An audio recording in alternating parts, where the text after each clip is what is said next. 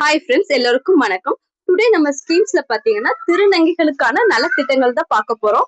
First one பாத்தீங்கன்னா தமிழ்நாடு திருநங்கைகள் நல வாரியம் 2008 வந்து ஸ்டார்ட் பண்ணிருக்காங்க. இதுல என்ன சேவைகள் வந்து அவங்களுக்கு கொடுக்குறாங்கன்னா, அவங்களுக்கான குடும்ப அட்டை, வாக்காளர் அடையாள அட்டை, இலவச வீட்டுமனை பட்டா வசதி, மேலும் சுயதொழில் தொடங்க பாத்தீங்கன்னா ரூபாய் 50,000 வரையிலான மானியம் வந்து கொடுக்குறாங்க. நெக்ஸ்ட் வந்து பாத்தீங்கன்னா ஓய்வூதியம். இந்த ஓய்வூதியம் வந்து யாருக்கெல்லாம் கொடுக்குறாங்க பாத்தீங்கன்னா 40 வயதிற்கு மேற்பட்டவருக்கு தான் வந்து கொடுக்குறாங்க. அதுவும் பாத்தீங்கன்னா ஃபர்ஸ்ட் வந்து மாதம் 1000 ரூபாய் மட்டும் தான் கொடுத்துட்டு இருந்தாங்க. 2023க்கு அப்புறம் வந்து மாதம் 1500 வந்து கொடுக்குறாங்க. நெக்ஸ்ட் வந்து பாத்தீங்கன்னா திருநங்கைகளுக்கான கல்வி கனவு திட்டம்.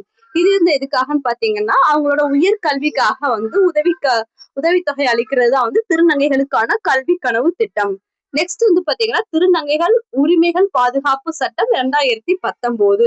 இது வந்து பாத்தீங்கன்னா அவங்களோட கல்வி, வேலை வாய்ப்பு மற்றும் மருத்துவ வசதிகள் அதெல்லாம் வந்து கிடைக்கிறதுக்கு வந்து உதவி செய்யறதுக்காக கொண்டதுதான் திருநங்கைகள் பாதுகாப்பு சட்டம் 2019.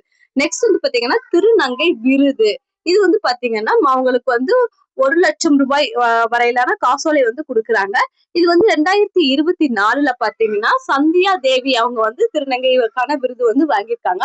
இந்த 2025 பாத்தீங்கன்னா பொன்னி ரேவதி அப்படின்னு 2 பேருக்கு வந்து திருநங்கை விருது வந்து கொடுக்கப்பட்டிருக்கு.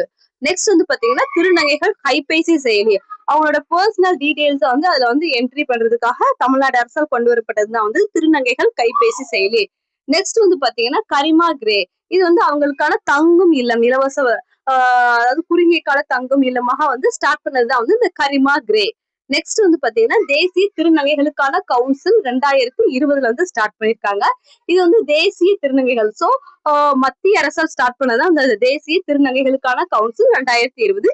இது வந்து அவங்களுக்கான கொள்கை, சட்டம், திட்டம் அதுக்கான ஆலோசனைகளை வந்து கொடுக்கறதுக்கான கவுன்சில் தான் வந்து இது வந்து தேசிய திருநங்கைகளுக்கான கவுன்சில். Okay friends, thank you.